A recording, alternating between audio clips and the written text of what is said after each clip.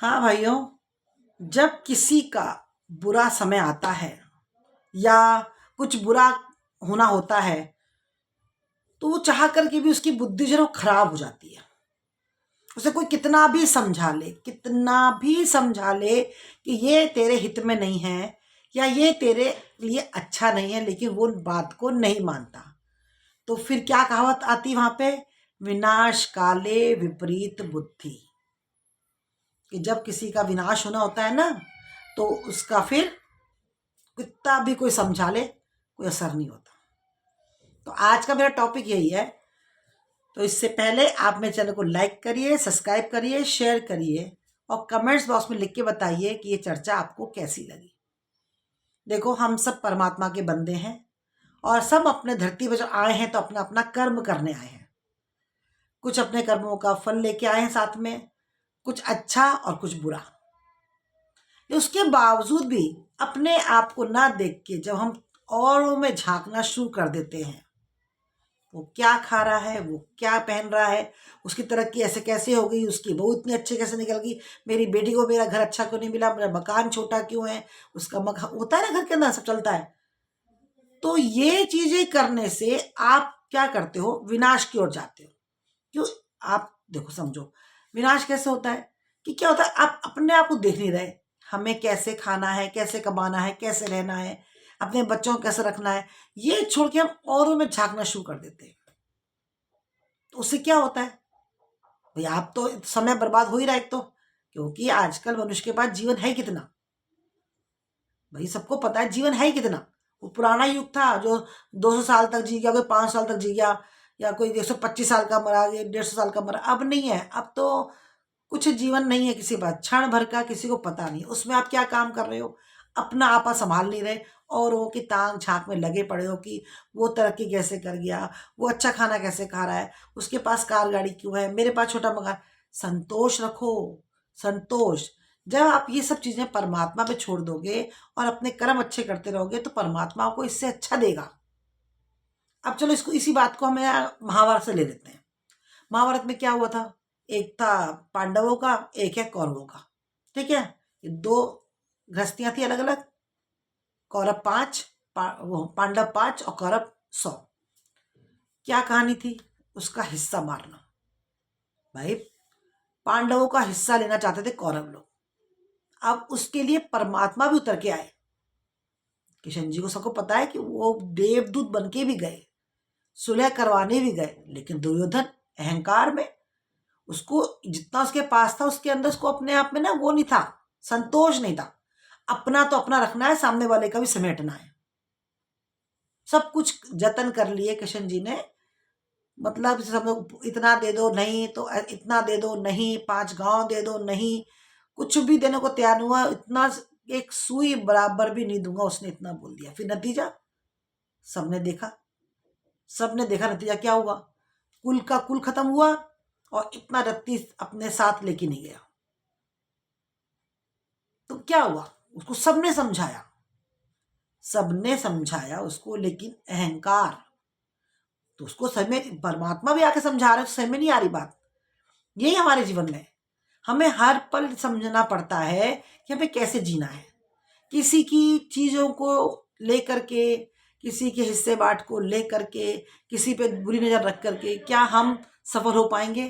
कभी नहीं, कभी नहीं। देखो, गलतियां सबसे होती हैं। अब मैं देखो, हमने भी गलतियां करी है, आप लोग कर रहे हो और आगे सब करते रहते हैं, लेकिन उस गलती को आगे क्यों बढ़ाना? जब अकल आ जाए, जब बात समझ में आ जाए कि ये करने से बुरा होता है या ये करना हमारे लिए जीवन में अच्छा नहीं है, तो तुरंत उस काम को रोक देना चाहिए। छल कपट दिल में रख के, देखो आप कभी आजमा लो, जो संतोष रखते हैं मन में, तो उनको क्यों संतोष है? क्योंकि उनको जो जितना है उतने में वो खुश है। और उसको ये भी है कि अगर कोई छीन झपट रहा है, उसका हिस्सा ले भी रहा है, तो वो जो हिस्सा ले रहा है वो तो अपने आप में बड़ा खुश होगा कि मैंने इसका ले लिया, किसी चीज से भी। चाहे उसका बुरा करके, मैं मतलब एक बात पे नहीं कह रही हूँ, मैं किसी बात पे भी कह रही हूँ, चाहे वो किसी भी चीज में हो, उसका हक मार लिया या उसको सताया, तो वो अपने आप में खुश हो गया जिसने छीना है। किसी का सुख चैन छीना है, किसी की जम जायदाद छीनी है, किसी का कुछ कुछ भी कार गाड़ी चोरी जो भी कुछ है, कैसे भी करके परिवार में चलता रहता है, विवाद विवाद सब चलता रहता है, तो वो कब तक खुश रहेगा? तो क्या होगा, जिसको नहीं मिला है ना, उसको एक तो अपने पे विश्वास है, एक परमात्मा की मर्जी विश्वास है, तो वो क्या करेगा, वो और मेहनत करेगा, परमात्मा को मन में रख के और मेहनत करेगा, तो उसका वो काम फलेगा। ये आप कभी आजमा लो, ये 16 आने सच बात है कि जिसका छिन जाता है ना, तो अब देखो किसी क्या तो परिवार में किसी को कुत्ता बुरा हो जाता है, कोई पति चला जाता है, या किसी का कुछ बुरा हो जाता है, तो उसको ना एक एक्स्ट्रा पावर मिल जाती है जीने के लिए, तो वो अपने आप को खड़ा करने के लिए और मेहनत करता है। तो उस मेहनत में परमात्मा साथ, क्योंकि वो मेहनत जो कर रहा है वो नेकी से कर रहा है, नेकी से करता है, तो नेकी कर तो वो परमात्मा उसके साथ आता है, तो उसकी तरक्की और हो जाती है। और क्योंकि वो फलता है आगे आगे जाके, क्यों फलता है? क्योंकि उसने किसी का हिस्सा मारा नहीं, किसी का दिल दुखाया नहीं, किसी को परेशान करा नहीं, तो उसको परमात्मा अपने आप राह दिखाएंगे और साथ खड़े रहेंगे। लेकिन जिसने भी छल कपट करा है, जैसे अब ये एक और बात ले लो, जैसे किसी का रिश्ता तोड़वाना है, किसी का तय हो गया परिवार के अंदर ही, और ये भी बात है कि अपने ही होते हैं जो मतलब कहते हैं ना कि बुरा करने वाले भी अपने ही होते हैं, आसपास के तो आते हैं बाद में, पहले अपने ही लोग होते हैं जो आपकी तरक्की, आपकी खुशियाँ या आपकी कुछ कुछ भी चीज़ को बर्दाश्त नहीं कर पाते। होता है, ये सबकी मन स्थिति है, हर घर की है, एक घर की कहानी नहीं है, घर घर की कहानी है कि लड़ाई नहीं करेंगे लेकिन मन के अंदर थोड़ा सा कट कट आता रहेगा कि इसको इतना कैसे भगवान ने दे दिया, कुछ रिश्ते से तुड़वाने की कोशिश कर देते हैं। चलो मान लिया आपने वो लड़की का रिश्ता या लड़के का रिश्ता तुड़वा दिया, तो क्या, तो क्या अब उसकी जिंदगी खत्म हो गई? नहीं, उसके लिए परमात्मा ने क्या पता, शायद तुम्हारे जो मुंह से तुड़वाया है उसमें भलाई हो, वो हटके कोई रिश्ता जो आएगा वो और अच्छा आएगा। अब तुम क्या खुश होगे उसमें? कोई इंसान कितना खुश हो लेगा किसी का बुरा करके, क्या खुश हो लेगा? फिर क्या प्रकृति का नियम है, फिर जो आपने करा है वो लौट के आपके पास आएगा, फिर आपके बच्चों के साथ या आपके साथ कुछ ना कुछ तो बुरा होगा, जरूर होगा।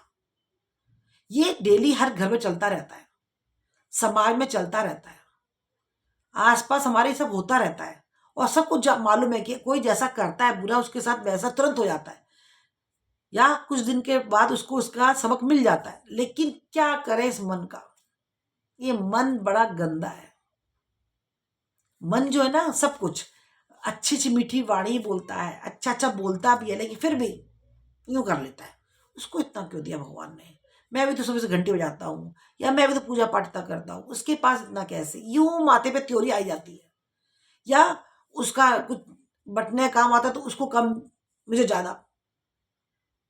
बहुत कम दरिया दिल होते हैं जो भैया ले जा, जब भगवान को देना होगा तो मुझे और दे देगा, ऐसे लोग भी हैं।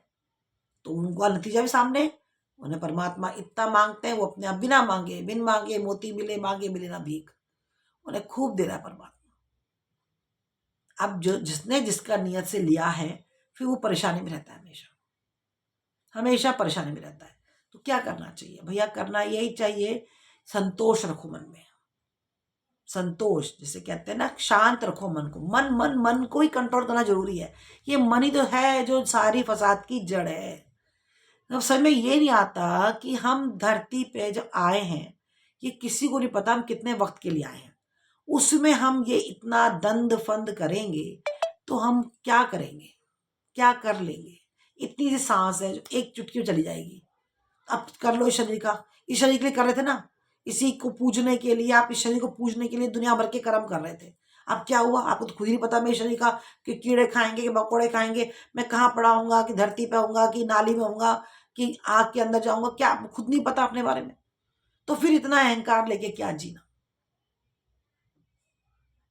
भाई देखो, अब मैं आपको बता रही हूँ, तो मैं क्या, मैंने कोई ऐसा दिमाग में रख के चली नहीं क्या? पहले चली नहीं, जब अकल आई तो ठीक हो गई। भाई कोई इंसान, मैंने कितनी बार बोल चुकी हूँ कि ना तो मैं सत्संग करती हूँ, ना मैं प्रवचन करती हूँ, ना मैं किसी प्रकार ज्ञान बांटती हूँ। मेरे पे तो जो बीतती है, जो मेरे पास आस पास होता है, मैं उसी के बारे में चर्चा करती हूँ। हो सकता है आपका भला हो जाए इसमें।